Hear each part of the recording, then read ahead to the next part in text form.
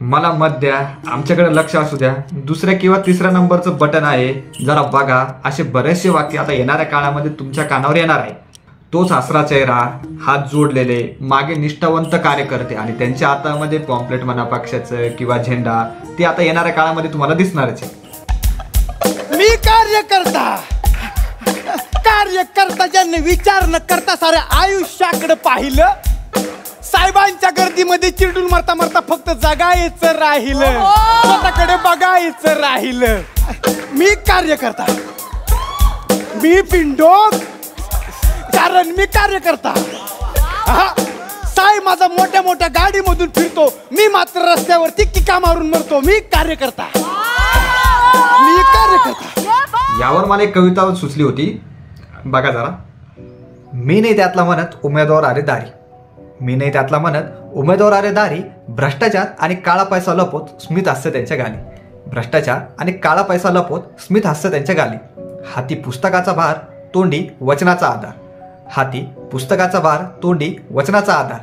जनता मात्र भोळी करते नेहमीच त्यांचा स्वीकार, जनता मात्र भोळी करते नेहमीच त्यांचा स्वीकार. तर हे सर्व प्रकार हे लवकरच घडणार आहे, कारण विधानसभा निवडणूक 2 ते 3 महिन्यावर आलेली आता, त्यामुळे हे सर्व होणारच आहे. खरं तर हा विषय मला काढायचा नाहीये की पक्षांतर होऊ शकतं, पक्षांतर काय, तर पक्ष फुटू शकता, गठबंधन बदलू शकतं, नेते इकडून तिकडे जाऊ शकता, हे सर्व होऊ शकतं. पण मतं मागायला हे घरीच येणार, अगदी दाराजवळ येणार आहे. त्यामुळे तुम्ही टेन्शन घेऊ नका, तुम्ही ताण घेऊ नका, घरीच येणार आहे. एकदा कमी खासदार झालो ना की बघ मी काय कमाल करतो ते. अहो पण घरात कोणाला कमाल दाखविणार, घरातले सगळे तर उपोषणाला बसलेत, तेच तर काही सुचना. काय चाललंय, अगदी गमतीचा विषय नाहीच हा. काय चाललंय या गोष्टीला आम्ही नाही कोणत्या पक्षावर, कोणत्या नेत्यावर डोळे बंद करून विश्वास ठेवू शकतो. सध्या महाराष्ट्राचं राजकारण सध्या असंच झालेलं, डोळे बंद करून कोणावरही विश्वास ठेवता येत नाहीये. महाराष्ट्रातील राजकीय भाषेचा स्तर अत्यंत खालच्या पद्धतीने गेलेला आहे. भ्रष्टाचार किंवा घोटाळे हे रोज उघड होत आहे. जनतेची, सामान्य जनतेची आर्थिक स्थिती आणि तरुणांची मानसिक स्थिती ही स्थिर नाही. महाराष्ट्रातील जनतेची पिळवणूक होती, हे आता थांबणं गरजेचं आहे. ही परिस्थिती हाताबाहेर जाण्याच्या मार्गावर आहे, ती कुठेतरी थांबणं हे गरजेचं झालेलं आहे. सध्या जनतेला विचार करून मतदान करण्याची गरज आहे. सध्या विधानसभा निवडणूक अत्यंत जवळ आलेली आहे, लोकसभा निवडणूक झाली आहे, विधानसभा बाकी आहे. त्यामुळे मतदान हे विचार करून, कोणत्याही पक्षाला हातात घ्या, कोणताही झेंडा हातात घ्या, पण विचार करून मतदान करणं अत्यंत गरजेचं आहे.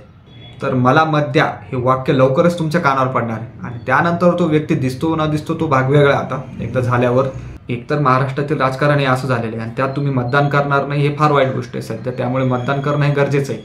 भरपूर लोक आहेत अजून पण महाराष्ट्रातील, काय देशामध्ये पण भरपूर लोक आहेत की ते मतदानच करत नाही. तर हे चुकीचं आहे, मतदान करणं गरजेचं आहे. तुम्हाला काय वाटतं, विधानसभामध्ये कोणाला यश मिळणार, महायुतीला यश मिळणार की महाविकास आघाडीला यश मिळणार, का हे दोन्ही गठबंधन तुटून काही नवीनच समीकरण जुळणार?